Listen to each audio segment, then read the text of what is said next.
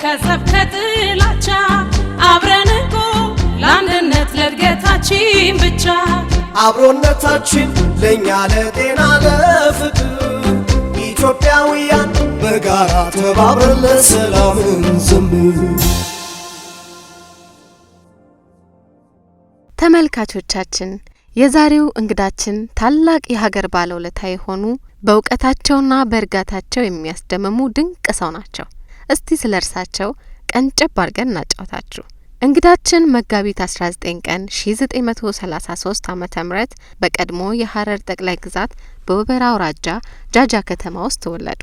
የመጀመሪያና ሁለተኛ ደረጃ ትምህርታቸውን ግራዝማች አበራ ግዛው፣ ራስ ልዑል መኮንን እንዲሁም ሐረር መድኃኔዓለም ትምህርት ቤቶች ተምረዋል። የኮሌጅ ትምህርታቸውን ኢትዮ ስዊዲሽ ኢንስቲትዩት ኦፍ ቢልዲንግና ቴክኖሎጂ ገብተው የተወሰኑ አመታትን ተከታትለዋል። የመጀመሪያ ዲፕሎማቸውን በሲኒየር ኮመርሻል ሴልስማንሺፕና ፕሮሞሽን ከእንግሊዝ ሀገር በመቀጠልም በአሜሪካ ሎ ኤንድ ፕሮሲጀር ዲፕሎማና የህግ ባችለር ዲግሪን ከአሜሪካን ኢሊኖይ ሳውዝ ዴርቦርን ስትሬት ከሚገኘው በዓለም ትልቁ ላሳል ዩኒቨርሲቲ ወስዷል። ማስተርስና ዶክትሬታቸውን ደግሞ ሳንታፌ ኒው ሜክሲኮ ከሚገኘው ሴንቸሪ ዩኒቨርሲቲ ተቀብለዋል። እንግዳችን በርካታ መስሪያ ቤቶች ውስጥ ለረጅም ጊዜያት ያገለገሉ ሲሆን የኢትዮጵያ አየር መንገድን ጨምሮ ከ10 በላይ ተቋማትን በከፍተኛ ኃላፊነት ብቃትና ታማኝነት ከ56 አመታት በላይ አገልግለዋል። ወደ ትዳር ህይወታቸው ስናመራ ከወይዘሪት አለምዬ በላይ ጋር ጋብቻ በመፈጸም 7 ወንዶች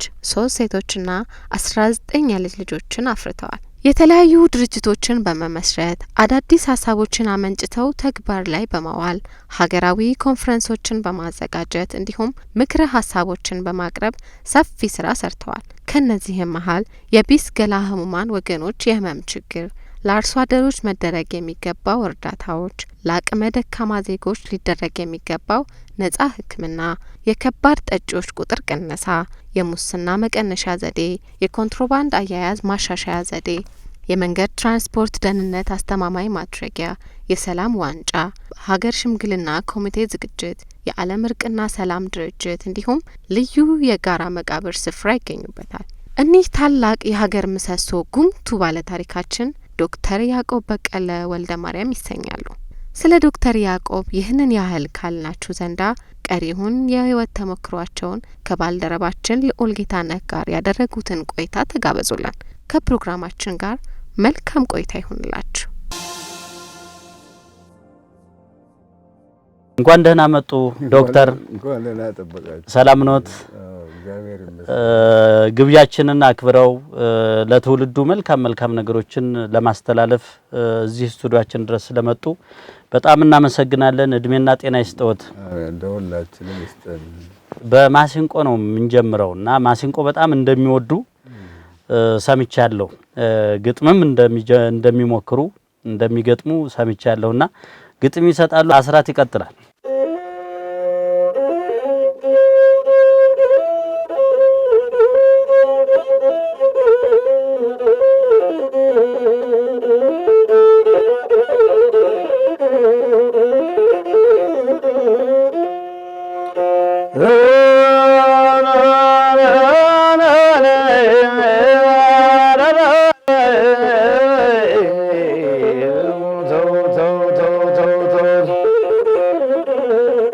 የኢትዮጵያ እንቁ ልጅ በል የኢትዮጵያ እንቁ ልጅ ነረ የደግነት ማማ የኢትዮጵያ እንቁ ልጅ የደግነት ማማ ማን አለ እንደ ዶክተር ማን አለ እንደ ዶክተር ሁሉንም በፍቅር ቃይቶ የሚያስማማ ሁሉንም በፍቅር ቃይቶ የሚያስማማ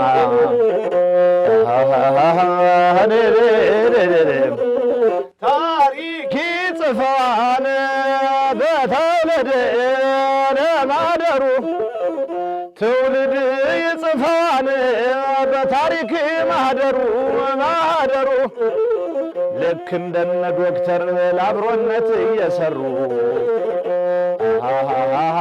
ልክ እንደነ ዶክተር ለአብሮነት እየሰሩ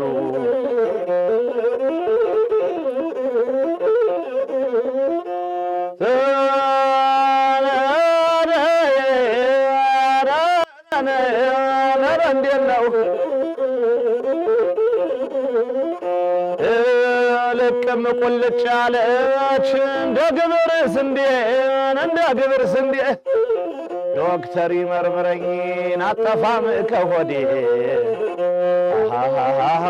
ዶክተር ይመርምረኝ አጠፋም ከሆዴ።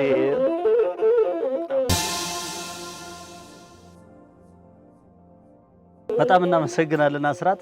እንዴት አዩት ዶክተር? ቆንጆ ነው የምር ቆንጆ ነው። ይሄ እኔ አልችልም አልኩ እንጂ ለመስማት ቅድም እንደጠራሁት እነዛ ያለፉ እንትን አዋቂዎች ማህሙድ ነው አሁን ያለው፣ እሱም እያረጀ ነው።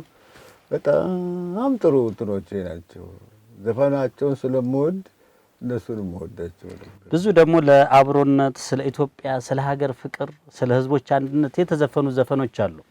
በተለይ ቀደም ሲል በእናንተ ጊዜ የነበሩ ሙዚቃዎች ዘመን ተሻጋሪ የምንላቸው ናቸውና በጣም ይደመጣሉ። አሁንም የሆነ ኢትዮጵያዊ የሆነ ስሜቱ በጣም ለየት ይላል ያኔ የነበረው ሙዚቃ። እውነት ነው። ዶክተር ያዕቆብ የት ተወለዱ? ዶክተር ያዕቆብ በቀለ የተወለዱት በሐረርጌ ጠቅላይ ግዛት ጃጃ የምትባል ከተማ ወራ አውራጃ አርሲ ውስጥ ነው።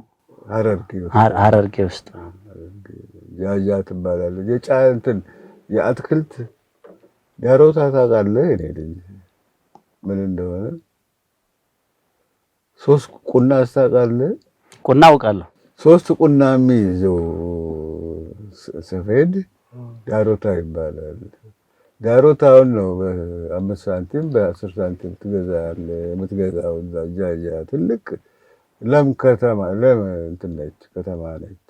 እርስዎ ባደጉበት አካባቢ ያን ጊዜ የነበረው የህዝቦች አንድነት፣ መተሳሰብ፣ ፍቅር ምን ይመስል ነበረ? ወርቅ ነበር የሚመስለው። በእውነት በጣም ጥሩ ነበር። እስላም ነህ ክርስቲያን ነህ ተመረው አይደለም። እግዚአብሔር የሰጠን አንድ ኢትዮጵያ ነው። ከፋፍሎ አይደለም። እሱ ለአስተዳደር እንዳይመቻቸው ነው ትግራይ፣ ወለጋ፣ አርሲ፣ ኤርትራ እያሉ የከፋፈሉት እንጂ አንድ ሀገር ነው። አንድ ሀገርነቱን ነው ሁሉም የሚያውቀው። ዘር ብሔር አሁን ነው የመጣው። እኔ ሁሉም ኢትዮጵያ ነው፣ ኢትዮጵያዊ ነው። እና ያኔ ዘር የለም፣ ዘር ብሎ ነገር የለም። ሁሉም ኢትዮጵያ ነበር። እና ብዙ ከተለያዩ ቋንቋ ተናጋሪዎች ይኖሩ ነበር በሐረርጌ። እርስዎ በተወለዱበት አካባቢ እንዴት ነበረ ባህሉ፣ የአብሮነቱ፣ ይሄ ጉርብትናው ምን ይመስል ነበረ? አማርኛና ኦሮምኛ ነው። እዛ የሐረርጌ ኦሮምኛ የተለየ ነው ራሱ። ግን እኔና አባቴ የወለጋውንም የጓጾንና የፍቼውንም የሪባቦሩንም የአርሲና የባሌውንም እንናገራለን። ከአማርኛው ሌላ 5ቱን ቋንቋዎች አንድ ኦሮሚፋ ነው የሚባለው። ኦሮሚፋ በደንብ አድርገን እና አባቴ የት እንደተማሩት አላውቅም። በእውነት የሚገርምሽ ማለት እርስዎ ተመተው የተረፉ ሰው ናቸው። እርስዎ እንደውም ከእንትናችን ጋር ሄዳልና ከዓላማችን ጋር ከአብሮነት ሳቢ ጋር ስለሚሄድ ከሁሉም ቅልቅል ነዎት ይባላል። ከኦሮሞም ከጉራጌውም ከአማራውም። እሱን ሲንገሩ የምኮራበትም እኮ እንትን እሱ ነው። የእናቴ እናት የጓጽዮን ኦሮሞ ናቸው። በጣም ቆንጆ። የአባቴ እናት ጉራጌ ናቸው። ለወጥሽ ነው ስማቸው። በጣም ቆንጆ። ሴቶቹ በጣም ቆንጆ ስለሆኑ ነው። እነዚህ ትልቅ ሽማግሌ ስንትኖች ናቸው። የግዳ ሰዎች ተብለው ሀገር የሚከበሩ ናቸው። ሴቶቹ የተሰጧቸው ጀግንነታቸው ነው። ሰዎቹ እንግዲህ ጉራጌ፣ ኦሮሞ፣ አማራ የላሎ ምድር ናቸው አባቶቹ። የኢትዮጵያውያን የዘር ሀረግ እንደዛ ነው፣ ቅልቅል ነው።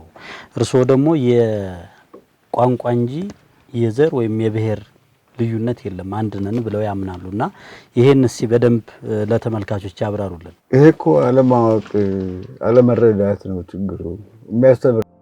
በእርሶ አገላለጽ ደግሞ በዓለም ላይ ነው የሚሉት በዓለም ላይ የብሔር ወይም ዘር የሚባል ነገር የለም የቋንቋ ልዩነት ነው ያለንና የሰው ልጅ ተፈጥሮ አንድ ነው ብለው ነው ብዙ ጊዜ እርሶ በተለያዩ መድረኮች የሚገልጹትና ይሄን እስቲ ለተመልካቾች ዘርዘር አድርገው ይግለጹልን። ፈጣሪ ግን አገር ሲሰጥ ዘር ከፍሎ አይደለም አገር ሰጠ። ከአዳምና ሔዋን እንደተጀመረው ተራ በተራ አክስት አጎት እያለ በዛ ጊዜ ወደ ኋላ ስትቆጥረው አንድ ቤት ነው የሚገባውና አለማወቃችን ነው የለየው። ቄሱም አላስተማረም ሼኩም አላስተማረም። በእውነት እኔም አንተም እንግዲህ ከዚህ በኋላ እናስተምር እንደሆነ አላውቅም፣ ግን ጥያቄው ከተጠየቀ መመለስ አለብን። እዛ ላይ እንጠየቃለን። እንትና ቢሾፍቱ አንድ ሙስሊም እንትና አለ ዘበኛ የፋብሪካ ዘበኛ በዓለም ላይ 8 ቢሊዮን ህዝብ አለ ይባላል። 8 ቢሊዮን ተራ በተራ ሲሞት 3 ጥያቄ ለሁሉም ይደርሳል። እድሜ ሰጥቼ ነበር፣ ጤና ሰጥቼ ነበር፣ ንብረትና ሀብትን ሰጥቼ ነበር፣ ምን ሰርተህ መጣህ ይላል። ምን ሰርተን እንደምንሄድ ነግሮናል። በጎ ስራ በጎ መስራት እያወቀ በጎ ማይሰራ ሰው አለመስራቱ ኃጢያቱ ነው። ወንድሙንም ማይወድ ለቤተሰቡ ማያስብ ሰው ምን ያደርጋል ይላል። ይሞትም ግድ የለም ነው የሚለው። እንትኑን ሰጣችኋለሁ ይሞትም ግድ የለም ነው የሚለው እና በተቻለ መጠን ጥሩ ሰርተህ ማለፍ አለብህ ይላል። የልዩነት የለም ተመሳሳይ አካል ነው ያለው። ይሄንን ደግሞ በግድ እናስተምራለን። አሁን በአንዳንድ ቦታ ለተፈጠረው የብሔር የዘር መጎሻሸም ተጠያቂው ማን ነው? መፍትሄውስ ምንድነው ይላሉ ዶክተር? ወደ ኋላ ብዙ ሄድ ካትበለኝ እንጂ የዚህ የትምህርት ጉዳይ ከትምህርት እና የሃይማኖት ጉዳይ ከትምህርት ቤት መውጣት ትልቅ ዳሜጅ ያደርስ። ወላጁ ራሱ አሁን ያለው ወላጅ እኮ የሚገርማችሁ ነገር ከኛ ነውና ወላጅ ነው ትልቁ። እናትና አባት ናቸው ሰውን ጥሩ የሚያደርጉት። እነሱ የተወለዱት ሰዎች አሁን ያለነው ሰዎች ወላጆቻችን ሄደዋል፣ ጥሩ ትምህርት አላገኘንባቸውም። አሁን ያለነው ወላጆች ወጣቱ የሚበላሸው ጥሩ ስለማናስተምረው ነው፣ ጥሩ ስለማንነግረው ነው፣ ጥሩ ስለማንመክረው ነው። እግዚአብሔር ምርቃት ትልቅ መሳሪያ ነው። አሁን እንዳው ምርቃት የሚጠቅምም አይመስላቸውም እኮ ለብዙዎቹ። ይሄንን እኔና እናንተ ችግር እንዳለ እግዚአብሔር ምን ጊዜም ቢሆን እግዚአብሔር ነው። ሰክረንም አብደንም ምንም ሆኖ እግዚአብሔርነቱን አይተውም እና ይሄንን ማስተማር ይኖርብናል ይላል ወዴታ። የወላጆች ይሄን ትውልድ አንደኛ ምርቃት የሚቀበል እንዲሆን፣ መልካም ነገርን እንዲከተል፣ ከክፉ ነገር እንዲርቅ። ምክንያቱም ክፋት ለራሱ ነው የሚባል ነገር አለ። ክፉ ለራሱ ብቻ አይደለም፣ ብዙ ሰው ይጎዳል። እኔ አሁን ይሄን አባባል አልቀበለውም በግሌ። ብዙ ጊዜ ክፉ ለራሱ ነው እንላለን። ራሱን ብቻ አይደለም፣ ጎረቤቱን ይጎዳል፣ ሀገር ይጎዳል እና ከክፋት የሚገኝ ጥቅም የለም። ጥሩ መስራት እግዚአብሔር የሚወደው ስራ ነው። ያው ደግሞ ያፈህን እኮ ነው የምታገኘው። እድናለሁ አገኛለሁ ካልክ ታገኛለህ። አሁን ግድ ማስተማር ይኖርብናል። ወላጆች ናቸው አሁን ችግሩ የሆኑት ያሉት ወላጆች ራሳቸው ይሄን ያህል ወግና ማዕረግ የተማሩ አይደለንምና ከእኔም ጨምሮ ይሄንን ማስተካከል ይኖርብናል። እንደ ወላጆች እንዳሉ የወላጆች ችግር እንዳለ ሆኖ ለማስተካከል ነው ይሄን ፕሮግራም የሚከታተሉ ተመልካቾች ከዚህ ፕሮግራም የሚያገኙት ትልልቅ ቁም ነገር አለ። ምክንያቱም እንደርሶ በጣም ታላላቅ እንግዶች የሚቀርቡበት ፕሮግራም ነው። ስለዚህ የወላጆች ችግር ብቻ አድርገን እንዳንወስደው አሁን በኔ እሳቤ የሃይማኖት ተቋማቶች በራሳቸው መንግስት በራሱ ማህበራት ይሄን ጉዳይ የሚመለከታቸው የወጣቶችና ስፖርት አለ ህፃናት እና ሴቶች የሚባል ተቋምም አለና እነሱ ምን ማድረግ አለባቸው? ምንድነው መስራት ያለባቸው? የተሻለ ትውልድ እንዲፈጠር ሀገሩን የሚወድ እናት አባቱን የሚያከብር ለምርቃት ጆሮውን የሚሰጥ ትውልድ እንዲፈጠር ምንድነው ማድረግ ያለበት ይላሉ ዶክተር? ሃይማኖት በጎ መስራት ነው። ሃይማኖት እግዚአብሔርን ማመን ነው። እግዚአብሔር ወገንህን ውደድ ብሏል። ወገንህን መውደድ ነው ሃይማኖት። እነዚህን ሁሉ ነገሮች አሟልቶ ለህዝብ ማቅረብ አለበት፣ ማስተማር አለበት ሃይማኖት። ወላጆችም የሚገባ ለልጆቻቸው ማድረግ የሚገባቸውን ሁሉ የማድረግ ግዴታቸውን እንዲወጡ ያስፈልጋል። ሁላችንም ምርቃት ቁም ነገር መሆኑን እግዚአብሔር የሚሰጥህ መሳሪያ መሆኑን ምርቃት ሰው የሚመርቅህ እግዚአብሔር እንዲያደርግልህ ነው የሚመርቀው። ያንን ምርቃት ከባድ መሆኑን ጥሩ መሆኑን ማስተማር አለብን።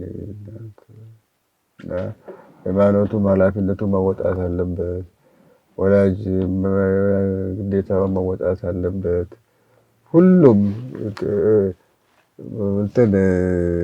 ምርቃት መጥፋቱ ነው ትልቁ ነገር። አሁን በምርቃት አለማመን ነው ትልቁ ነገር። ድሮ እኮ ቅድም እንዳልኩት ከትምህርት ቤት ወደ ቤት ከቤት ወደ ትምህርት ቤት ስንሄድ መንገድ በጎ እየሰራን ነው የምንሄደው። የተሸከመ ረድተን የከበደ የበዛበት አግዘን ተመርቀን ነው የምንሄደው እንጂ እንካ ፍራንክ ሲሉ አትቀበልም። አሁን ሁሉም ወላጅ ራሱ ስስታም፣ ወላጅ ራሱ አልጠግባይ እየሆነ ልጅ እንዴት አድርጎ ጥሩ ይሆነ? ይህን ፕሮግራም የምትከታተሉም ተመልካቾቻችን በተለይ ወጣቶች ታላላቆችን ማክበር ላይ እንደውም ደስ የሚለኝ አሁን ትራፊክ ፖሊሶች አንዳንድ ጊዜ ስናይ እንደዚህ አዛውንቶችን ይዘው መንገድ ያሻግራሉና ደስ ይላል። እንዲህ አይነት ስርዓት መልመድ ያስፈልጋል ሁላችንም። ምርቃት ደግሞ ጥሩ ነገር ነው። እርሶ እንደገለጹት መመረቅ መልካም ነው። እርግማን ከመቀበል ይልቅ ምርቃት ያሻግረናል፣ እድሜ እንዲሰጠን ያደርጋል፣ ልጆቻችን የተባረኩ ይሆናሉና ጥሩ ነገሮችን ነው እያነሱ ያሉት ዶክተር። ዋናው የዚህ ፕሮግራም መልእክትም ይሄ ነው። በጋራ ተባብረን በአንድነት የምንኖርባት ሀገር እንድትኖር ትልቁ ደግሞ መከባበር ነው። ሰውን ሰው ካላከበረው ማን ሊያከብር ይችላል? ታላቅና ታናሽ ነገር እንዳው ካነሳ ዝም ብዬ እንዳላልፍ ፈልጋለሁ። ታላቅ ታናሹን መውደድ አለበት፣ ታናሽ ደግሞ ታላቁን ማክበር አለበት። ይሄንን ማስተማር አለብን የግድ። ይሄን ካደረግን ሰላም እንትን ይላል። ታናሽና ታላቅ ሲደባደቡ ነው የምታየው አይደል? የቦታው ወላጆቹ አያስተምሩም ይሄንን። ታላቁ ታናሹን መውደድ አለበት፣ ታናሹ ደግሞ ታላቁን ማክበር አለበት። ፍቅር አለ። ፍቅር አናስተምርም ልጆቻችን። ፍቅር ነው ትልቁ መሳሪያ። አላቅም የሚሰሩ ብዙ ስራዎች አሉ፣ ብዙ ሀቆች አሉ። እነዚህን ሀቆች ሰብስበን ክፉ ነገር፣ የማይጠቅም ነገር፣ የማይበጅ ነገር ከእንትኑ ከስቴጁ ላይ እንዲወርድልን የማድረግ ግዴታችንን በስራ ላይ እናውለው ነው እንደለውና የህዝብ ለህዝብ ስራ እንምጣ። የህዝብ ለህዝብ ስራ ላይ በጣም ብዙ ተሳትፎ አለውት እና የህዝብ ለህዝብ ስራ መስራቱ ለኢትዮጵያ ያለው ጥቅም ምን ይመስላል? ዓለም እርቅና ሰላም ልትለይ ነው። ዓለም እርቅና ሰላም ግብረሰናይ ድርጅት ፈጠርኩ ነው ያባት። ጎበዝ ነው የሆነው የምትለኝ? ጎበዝ አይደለም። እኔ ተመራምሬ አይደለም፣ እግዚአብሔር ያሳይ። ከወላጆቼ ነው የወሰድኩት። ያ ቅድም አባራት ጥይት ተመቷል ነበር ያልኩሽ ሽማግሌ እና እናቴ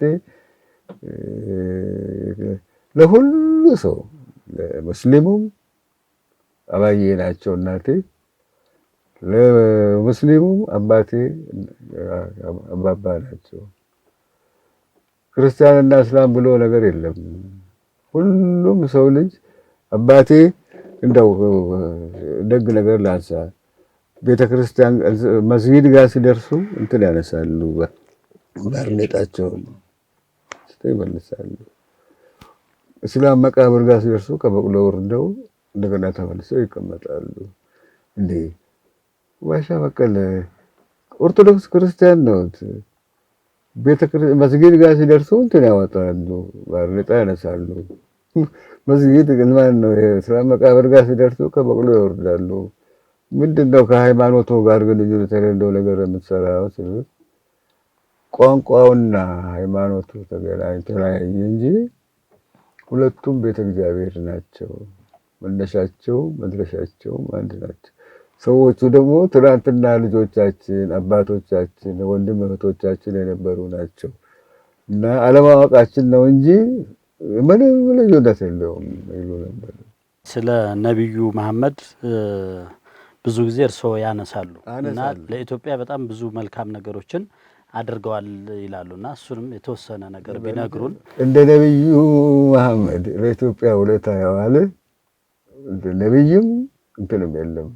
ምን አደረጉ ነብዩ መሐመድ? ምን አደረጉ? ያደረጉትን ይንገሩ። አዎ ነብዩ መሐመድ ያደረጉት ኢትዮጵያ እንግዲህ ቅድም እንዳልኩት በዓለም መጀመሪያው ፈጣሪ አንድ አምላክ ነው ያለች ሀገር እሷ ኢትዮጵያ ነች። ከዛ ነው የተወሰደው ሌላው ሁሉ የተከተለው። ይህን ፍልስፍና ስራ ላይ ለማዋል ነብዩ መሐመድ መካ ላይ ብዙ ጦርነት ተዋጉ። ብዙ ደግሞ የመን፣ ሳውዲ አካባቢው በሙሉ ብዙ ኢትዮጵያ እንትኖች ነበሩ። እንዳውም አላሁ አክበር የሚል ሰውዬ መጀመሪያው መሐመድ እንትናን ነው ያደረገው፣ ቢላልን ነው ያደረገው። ኢትዮጵያዊ ነው። ታዲያ ነብዩ መሐመድ እንደ ኢትዮጵያ እንትና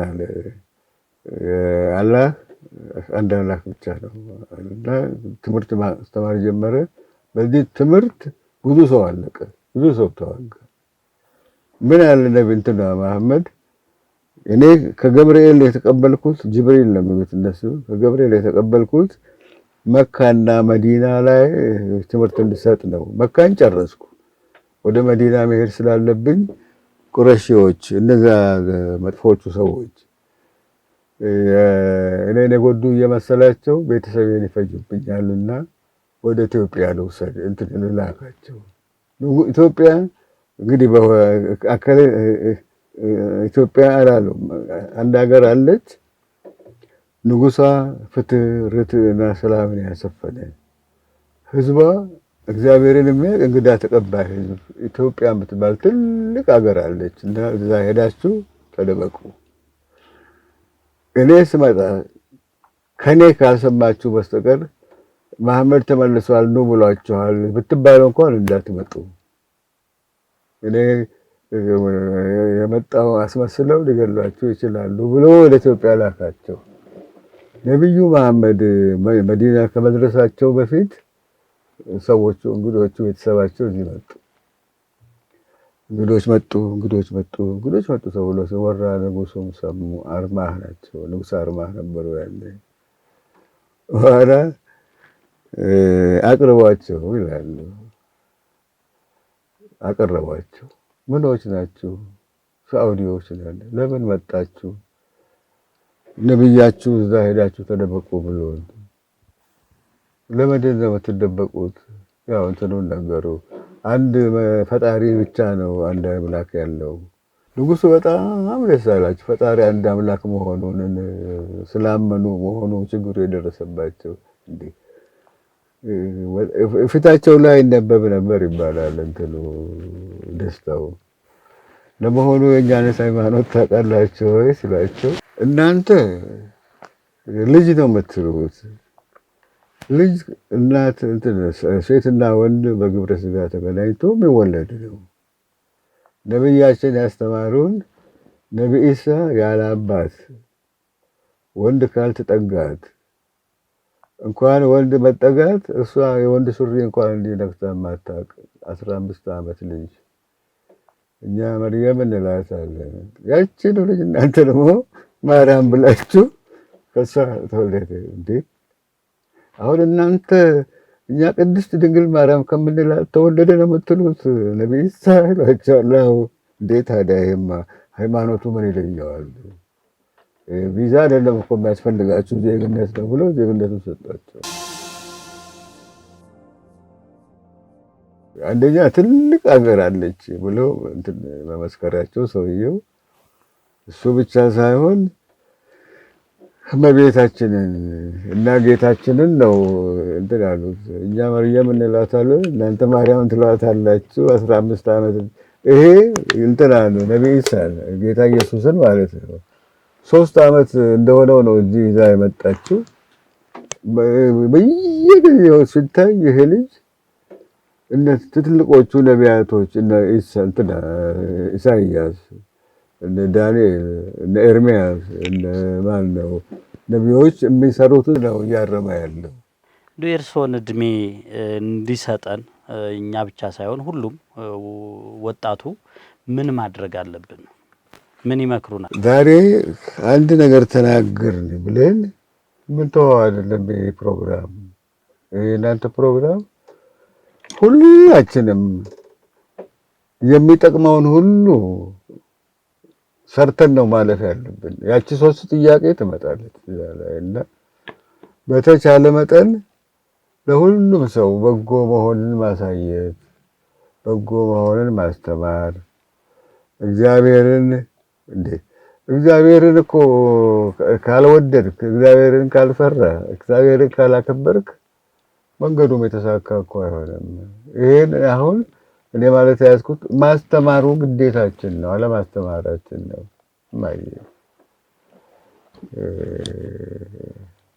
እግዚአብሔር ለኢትዮጵያ ያደረገው አሁን ቅድም ተናግሬያለሁ። ኮካኮላ ፋብሪካ አሸዋ ከአሜሪካ ገዝቶ ይመጣል። ግን እዚህ እግዚአብሔር ያስቀመጣት አሸዋ በዓለም ላይ ታይታ አትታወቅም። ጋምቤላ ያለው አሸዋ እንደዚህ ሀቆችም እያወጣን እንዲያውቁ ማድረግም አንድ ነገር ነው። ለኛ ያደረገውን ለማለት ለኢትዮጵያ ያደረገውን ለማንም አላደረገም። እናንተም እንግዲህ በምርቃት ቅድም እንደነገሩኝ በምርቃት ያገኙት ነው። ረጅም እድሜ ነው የእርስዎ እግዚአብሔር የሰጠውትና ከዚህ ጋር ተያይዞ ወጣቱ ምን ማድረግ አለበት?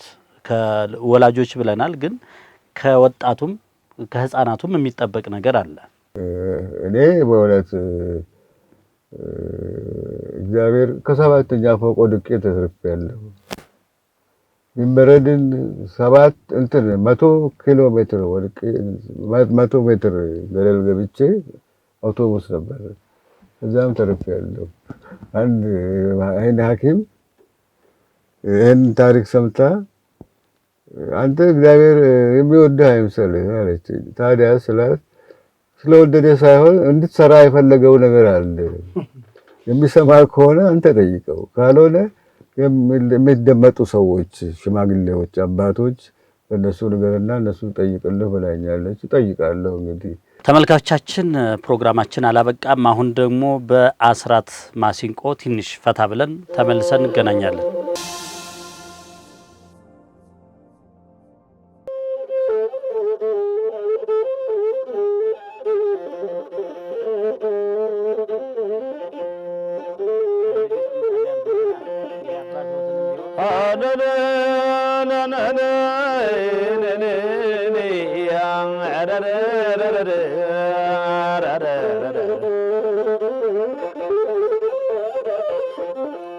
ሃይማኖት የግል ነው አገርም የጋራ፣ ሃይማኖት የግል ነው አገርም የጋራ። ቀና ብለን እንድንሄድ ጠንከረን እንስራ፣ ጠንከረን እንስራ፣ ጠንከረን እንስራ። ቀና ብለን እንድንሄድ ጠንከረን እንስራ። ከሀገራችን እህልን ገብስ ጥሩ ነው፣ ከሀገራችን እህል ገብስ ጥሩ ነው። ያለ ምርቅ እግዚአብሔር ቢሰራው ምን ነው?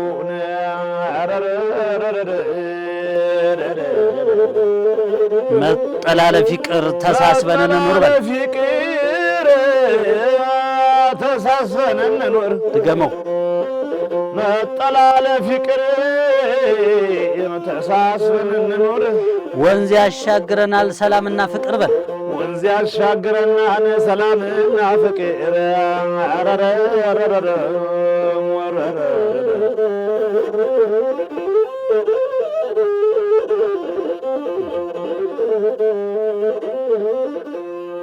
ቢወጡን ቢወርዱን ቢዞሩን በዓለም ስደትም ቢሄዱን ቢዞሩን በዓለም እንደ ስምምነት ደስ የሚያሰኝ የለም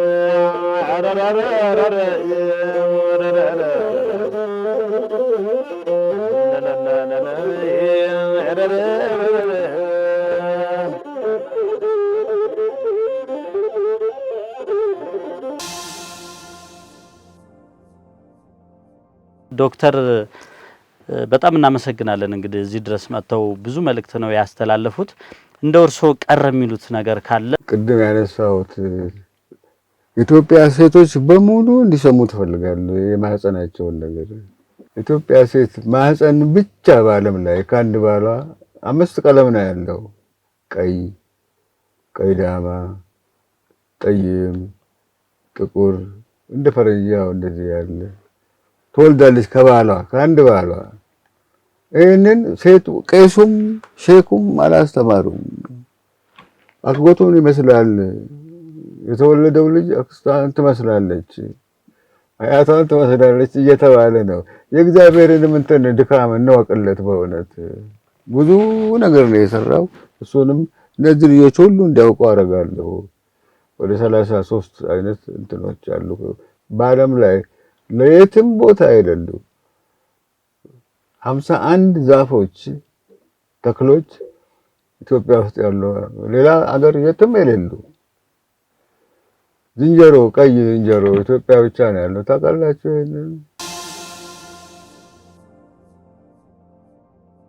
የሰው ትልቁ ሀብቱ የእግዚአብሔር ፍቅር ነው። እግዚአብሔር የራሱንም የሰውን ፍቅር ያልብሳችሁ። አሜን። ኑሯችሁ ሰላም ይሁን። አቀበት ቁልቁለት የሌለበት ያድርግላችሁ።